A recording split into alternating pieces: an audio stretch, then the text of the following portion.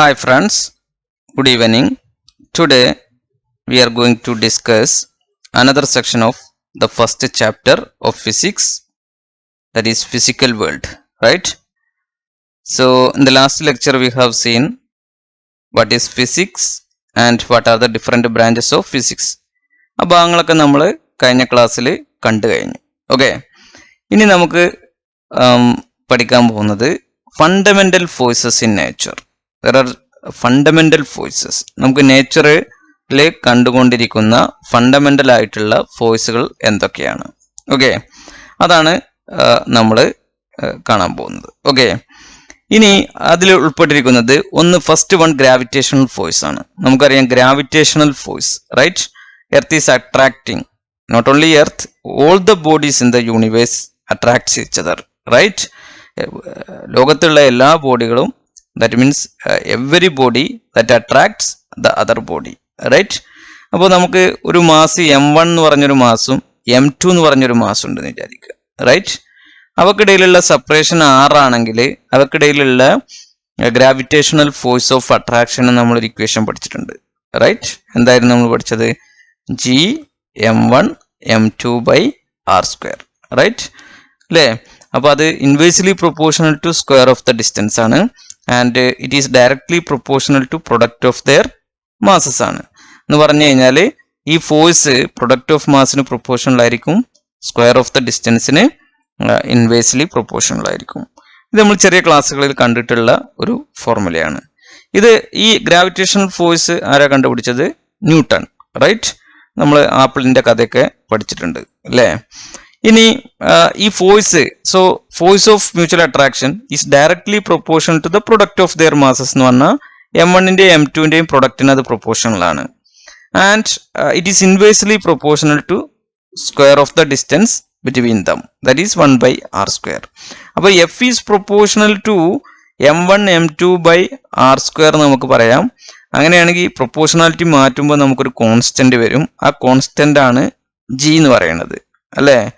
ഈ ജീനെ നമ്മൾ എന്ത് പറയും? Universal gravitational constant. എന്താണ്?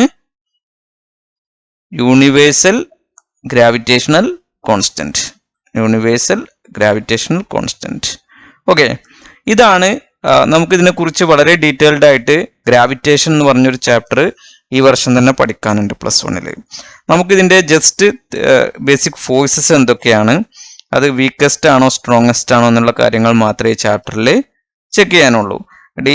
ഇനി ഈ ചാപ്റ്ററിൽ പറയുന്ന ഡിഫറെന്റ് കാര്യങ്ങളാണ് നമ്മൾ ഇനി ഫിസിക്സിനെ ഫസ്റ്റ് ഇയറിലും സെക്കൻഡ് ഇയറിലും കൂടി നമ്മൾ മൊത്തത്തിൽ പഠിക്കാൻ പോകുന്നത്. Okay, so this is A fundamental chapter, and അപ്പോൾ അതുകൊണ്ട് തന്നെ ഇത് നമുക്കൊരു വായിക്കാനുള്ള ചാപ്റ്ററാണ്. മാത്തമാറ്റിക്കൽ ഡെറിവേഷൻസും കാര്യങ്ങളൊന്നും തന്നെ ഇല്ലാത്തൊരു ചാപ്റ്ററാണിത്. ഓക്കെ, ഇനി ഈ ഗ്രാവിറ്റേഷണൽ ഫോഴ്സ് എന്താന്ന് കണ്ടു.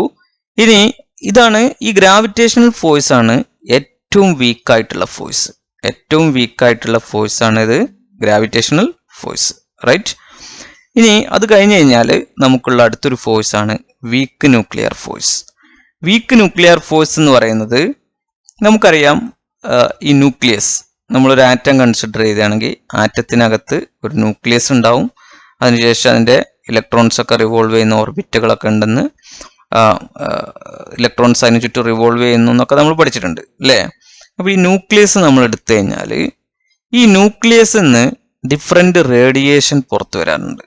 അതിന് നമ്മൾ ആൽഫ എന്ന് പറഞ്ഞൊരു കണം പുറത്തു വരുന്നുണ്ട്, അതുപോലെ ബീറ്റ എന്ന് പറഞ്ഞൊരു കണം പുറത്തു വരുന്നുണ്ട്, അതുപോലെ ഗാമ എന്ന് പറഞ്ഞിട്ടുള്ളൊരു കണം പുറത്തു വരുന്നുണ്ട്. ഇതിനെല്ലാം നമ്മൾ ന്യൂക്ലി എന്ന് പറഞ്ഞൊരു ചാപ്റ്ററിൽ ഡീറ്റെയിൽഡ് ആയിട്ട് പഠിക്കും. എന്താണ് ആൽഫ, എന്താണ് ബീറ്റ, എന്തിന് ഗാമ. ഇങ്ങനെ ന്യൂക്ലിയസിൽ നിന്നും ഡിഫറെന്റ് കണങ്ങൾ പുറത്തിയാടുന്ന ഈ phenomenon, okay, the phenomenon of spontaneous emission of different radiation, that we can call it as radio activity. അതിന് നമ്മൾ റേഡിയോ ആക്ടിവിറ്റി എന്നൊക്കെ പറഞ്ഞിട്ട് പഠിക്കുന്നുണ്ട്.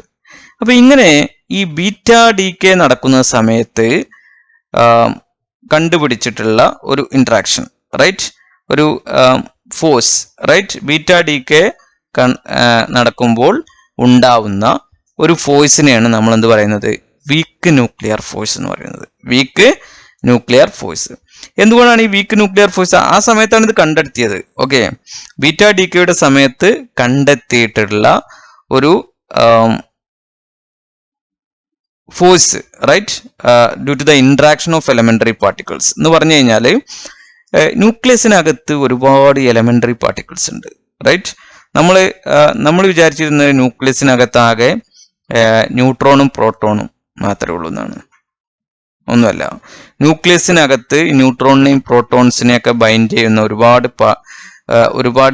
പാർട്ടിക്കിൾസും കാര്യങ്ങളൊക്കെ ഉണ്ട്. അതെല്ലാം നമ്മൾ എലമെന്ററി പാർട്ടിക്കിൾസ് ഫിസിക്സ് എന്ന് പറഞ്ഞിട്ട് വലിയൊരു ബ്രാഞ്ച് തന്നെ, പാർട്ടിക്കിൾ ഫിസിക്സ് എന്ന് പറഞ്ഞിട്ട് വലിയൊരു ബ്രാഞ്ച് തന്നെ ഉണ്ട്.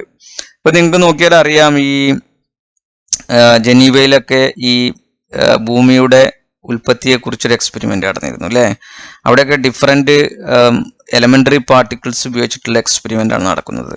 ഓക്കെ, അപ്പോൾ അത്തരം കാര്യങ്ങളൊക്കെ. അപ്പോൾ ന്യൂക്ലിയസിനകത്ത് other than neutron and proton we have so many elementary particle.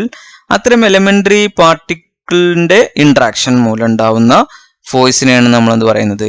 Weak nuclear force എന്ന് പറയുന്നത്. എന്താണ് വീക്ക് ന്യൂക്ലിയർ ഫോഴ്സ് എന്ന് പറയുന്നത്? ഓൾറൈറ്റ്. ഇനി അങ്ങനെ വീക്ക് ന്യൂക്ലിയർ ഫോഴ്സ് ഉണ്ടെങ്കിൽ, so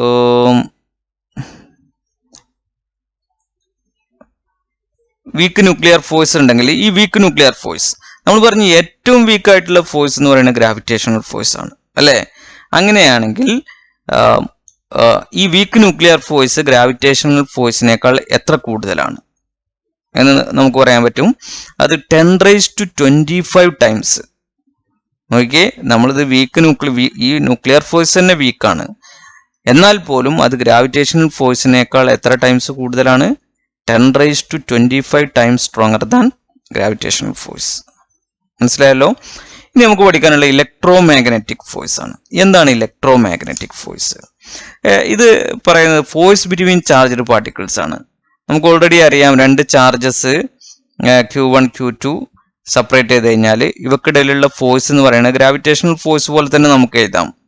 it is proportional to product of their charges and inversely proportional to square of the distance between them. m1 m2 by r² പോലെ തന്നെ ഗ്രാവിറ്റേഷണൽ ഫോഴ്സ് പോലെ തന്നെ ഇവക്കിടയിലുള്ള അട്രാക്ഷനോ റിപ്പൾഷനോ, ഇത് സെയിം ചാർജ് ആണെങ്കിൽ ഇവക്കിടയിൽ repulsion ആയിരിക്കും. ഒന്ന് positive ഒന്ന് നെഗറ്റീവ് ആണെങ്കിൽ എന്തായിരിക്കും? ഇവക്കിടയിൽ അട്രാക്ഷൻ ആയിരിക്കും. അപ്പൊ ആ ഫോഴ്സിന് നമ്മൾ പറയുന്ന പേരാണ്, ഇതൊരു കോൺസ്റ്റന്റ് ആണ്, Q1 Q2 by r². So gravitational force പോലെ തന്നെ രണ്ട് ചാർജുകൾക്കിടയിലുള്ള അട്രാക്റ്റീവ് ഫോഴ്സോ അല്ലെങ്കിൽ റിപ്പൾസീവ് ഫോഴ്സോ രണ്ടിനും സാധ്യതയുണ്ട്. കാര്യം ചാർജസ് പോസിറ്റീവോ നെഗറ്റീവോ ആകാം, അതിനനുസരിച്ച് ഇത് റിപ്പൾഷനോ അട്രാക്ഷനോ ആയി മാറാം. അത്തരം ഫോഴ്സിനെ നമ്മൾ ഇലക്ട്രോ മാഗ്നറ്റിക് ഫോഴ്സ് എന്ന് പറയും. ഓക്കെ, അപ്പോൾ ഇലക്ട്രോ മാഗ്നറ്റിക് ഫോഴ്സ് നമ്മൾ ഓൾറെഡി കണ്ടു കഴിഞ്ഞു. ഇലക്ട്രിസിറ്റിയും മാഗ്നറ്റിസവും തമ്മിൽ വളരെയധികം ബന്ധപ്പെട്ടിരിക്കുകയാണ് അല്ലേ.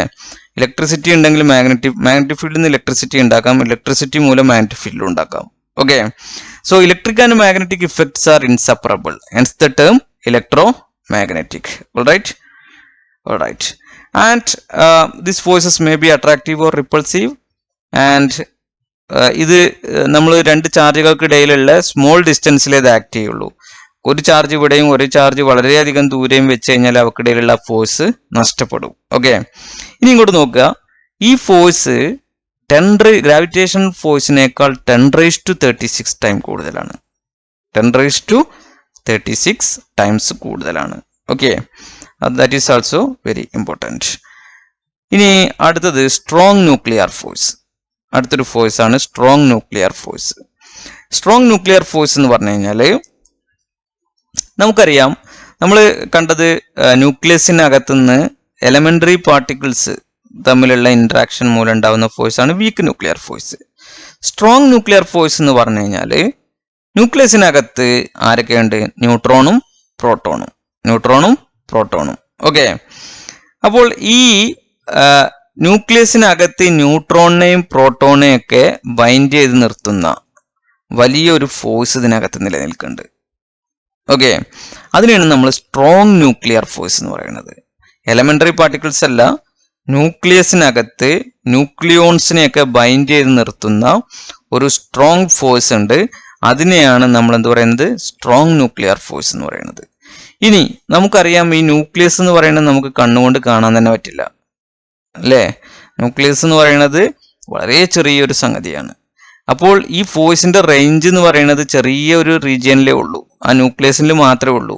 അപ്പോൾ ഇതിനെ നമുക്കൊരു ഷോർട്ട് റേഞ്ച് ഫോഴ്സ് എന്ന് പറയാം. ഷോർട്ട് റേഞ്ച് ഫോഴ്സ് എന്ന് പറഞ്ഞു കഴിഞ്ഞാൽ അത് ചെറുതാണെന്നല്ല അർത്ഥം, അത് നമുക്ക് ചെറിയൊരു ഏരിയയിൽ അത് കാണപ്പെടുന്നുള്ളൂ. ഓക്കെ, അപ്പോൾ this is the short range force ആണ്. Okay, operate within the distance of order 10⁻⁻14 metre.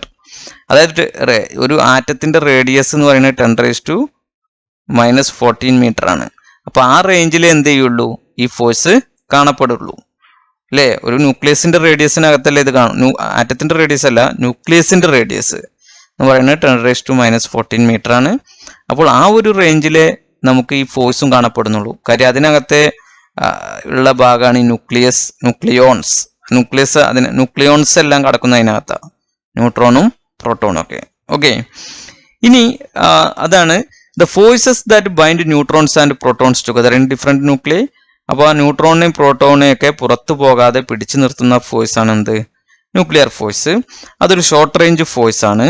ഇതാണ് ഏറ്റവും സ്ട്രോങ് ആയിട്ടുള്ള ഫോഴ്സ്. ഓക്കെ, ഇത് 10⁻38 ടൈംസ് ആണ്.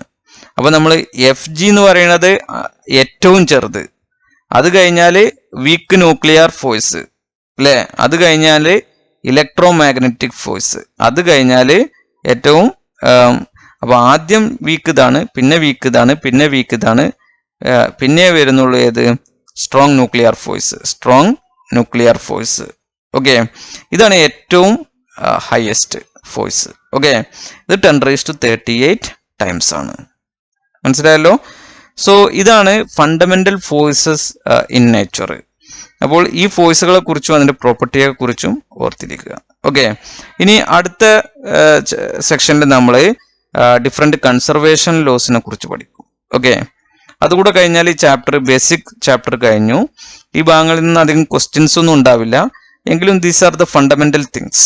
Okay, then we will come to another chapter. Okay, thank you.